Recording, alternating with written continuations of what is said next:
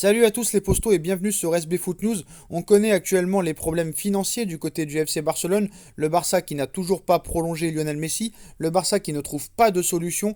Ronald Koeman ouvre la porte très clairement pour Antoine Griezmann et lie son avenir à celui de Léo Messi. Ronald Koeman est revenu sur la situation de Léo Messi et surtout d'Antoine Griezmann et le coach néerlandais du Barça a laissé planer un doute énorme sur l'avenir du champion du monde français. Pour lui, le Barça sera peut-être obligé de faire certains sacrifices afin de garder le sextuple ballon d'or. Antoine Griezmann va-t-il rester au FC Barcelone une troisième année? Les rumeurs sur un possible départ du champion du monde tricolore ne sont pas légion depuis le début de l'été. Mais après la dernière interview aujourd'hui de son entraîneur Ronald Koeman, il pourrait y en avoir de plus en plus dans les prochains jours. Car le coach néerlandais n'a clairement pas fermé la porte à un possible départ de l'attaquant français. Interrogé sur la situation d'Antoine Griezmann, Ronald Koeman a lié l'avenir du français à celui de Léo Messi qui est libre de tout contrat actuellement et n'a toujours pas annoncé de prolongation de contrat avec le club Blaugrana qui tente de le convaincre de rester. Ronald Koeman dit: pour moi, Griezmann est très important. Il a été une excellente recrue pour Barcelone. Il a montré sa qualité, a glissé Ronald Koeman dans des propos relayés par le quotidien Sport, avant de lancer un pavé dans la mare en disant: mais j'insiste sur le fait que je ne sais pas quelles décisions seront prises à la fin. Car le plus important est que Léo reste avec nous. C'est l'avenir de ce club et nous devons essayer au maximum de le garder. Donc très clairement, Ronald Koeman demande à Griezmann de partir pour garder Léo Messi. La priorité, c'est que Messi reste.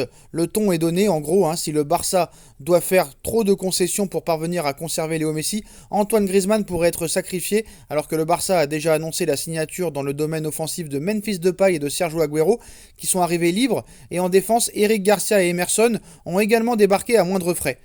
Koeman répond: s'il y a un changement, nous devons l'accepter. Mais ce sont des décisions que le club doit prendre. Nous verrons qui reste et qui part, mais il est clair que la priorité du club, c'est que Messi reste avant tout. Enchaîne le coach Batave dans Marca. Donc c'est très clair, Ronald Koeman demande à Griezmann de partir pour que Messi reste. Quel est vraiment le projet à l'heure actuelle du Barça? C'est de vendre tous les joueurs et de garder Léo Messi. Comment tu peux gagner avec un seul joueur? Donc certes, des fois, un seul joueur peut changer un match, mais là on parle quand même d'une ossature. Il faudra donc attendre de connaître le choix définitif de Léo Messi et les conditions s'il prolonge pour se faire une idée sur les envies catalanes pour le reste de son effectif. Libre depuis la fin de son contrat, l'Argentin fait pour le moment planer un doute énorme sur la suite de sa carrière. Et si des échos semblent pousser vers une prolongation, Ronald Koeman préfère d'ailleurs rester très prudent dans ce dossier en citant: quand tout n'est pas résolu, il faut respecter, il faut rester préoccupé. Lâche-t-il: j'ai toute confiance dans mon président pour régler ce problème. Laporta m'a dit hier d'être calme. Ils sont confiants dans le fait de parvenir à un accord avec Léo pour continuer encore quelques années. Nous devons tous faire un effort pour qu'il reste. Donc en clair, tout le monde doit baisser son salaire pour le roi Léo Messi. Et si Koeman compte sur Antoine Griezmann pour cette saison, un des efforts pourrait cependant être de sacrifier Antoine Griezmann. Dans le rouge après plusieurs transferts manqués et en raison de la crise liée à la pandémie du Covid-19, le FC Barcelone, qui a confirmé en janvier présenter une dette qui s'élève à 1,173 milliard d'euros, ne peut pas faire de folie. L'heure est même aux économies, notamment sur la masse salariale du club qui s'est envolée ces dernières années. Et pour conserver Messi, il faudra peut-être couper d'ailleurs. L'option de vendre Griezmann, qui touche 23 millions d'euros pour la saison 2020-2021 selon Sportune, pourrait alors être envisagée. C'est difficile de l'imaginer à l'heure actuelle, surtout que l'ancien de la Real Sociedad et de l'Atlético Madrid semble déterminé à vouloir rester au Barça, mais le quotidien Sport rappelait déjà il y a quelques jours qu'un départ de Grisou était l'une des meilleures options du secrétariat technique du Barça pour faire du cash. Et en ce moment, c'est le genre de détail qui n'en est pas un en Catalogne. On passe au dossier Joachim Correa, très convoité par le Paris Saint-Germain. Et pour la première fois depuis le début des négociations, la Lazio de Rome semble ouvrir la porte au Paris Saint-Germain. En ce début de mercato, le PSG a quasiment bouclé un recrutement par ligne, et pas des moindres: Ramos, Wijnaldum, Hakimi et maintenant Donnarumma.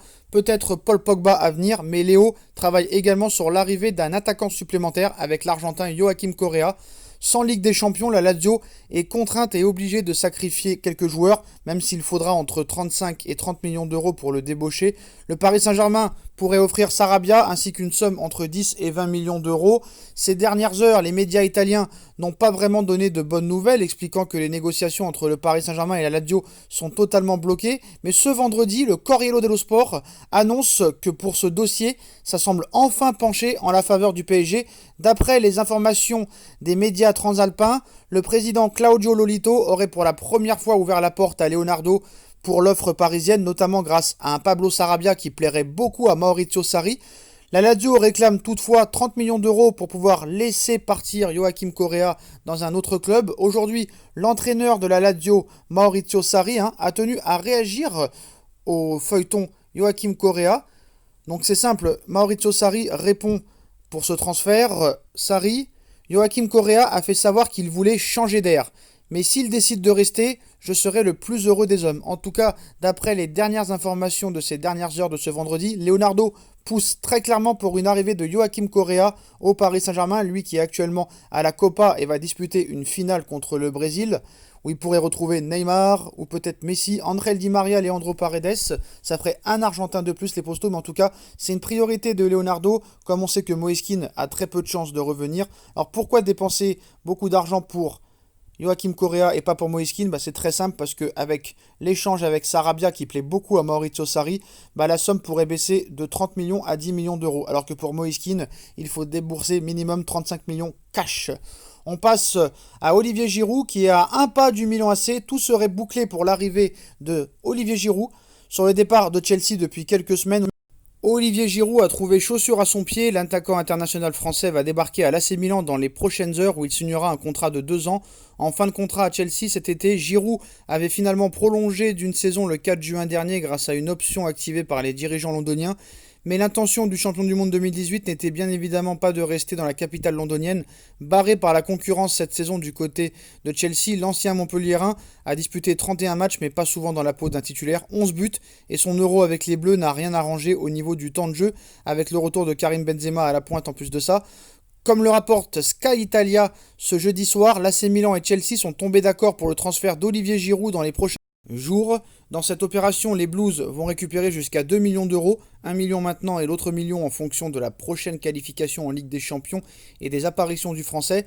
Concernant son contrat, il va signer un contrat de 2 ans avec un salaire annuel de 3,5 millions par an. Si tout se passe bien, l'actuel joueur de Chelsea pourrait passer sa visite médicale la semaine prochaine, certainement lundi, avant de signer définitivement son contrat et de devenir un nouveau joueur de l'AC Milan, car les médias transalpins sont formels, il ne reste plus que quelques documents à finaliser pour boucler l'affaire. À 34 ans, Giroud s'apprête donc à découvrir un nouveau pays, après la France et l'Angleterre. Et son remplaçant serait déjà tout trouvé. La direction de Chelsea s'apprête à formuler une offre monumentale pour l'attaquant norvégien Erling Haaland. Les Blues sont à la recherche d'un attaquant hors pair pour renforcer leur secteur offensif en raison des difficultés qu'a eu Timo Werner à tirer son épingle du jeu lors de la saison écoulée, le départ d'Olivier Giroud. Donc le site 90 minutes révèle que le club londonien est aujourd'hui le mieux placé pour faire signer Haaland. Roman Abramovich, le président, est même disposé à casser sa tirelire pour mettre la main sur l'avant-centre de Dortmund. 150 millions d'euros, c'est la somme qui est enclin à débourser Chelsea pour faire venir l'attaquant norvégien de Dortmund, l'un des attaquants les plus prolifiques du circuit. Chelsea pourrait ainsi aussi inclure Tammy Abraham dans le deal afin d'amortir le montant du transfert, l'attaquant anglais n'entrant pas dans les plans de Thomas Tuchel chez les Blues. Haaland de son côté serait plus couvert à l'idée d'un transfert chez les champions d'Europe. La capacité de Chelsea à concourir pour les plus grands trophées est un atout majeur pour parvenir à ses fins dans ce dossier, mais ce n'est pas une garantie pour autant, surtout au regard de la cote que possède le stratège scandinave actuellement.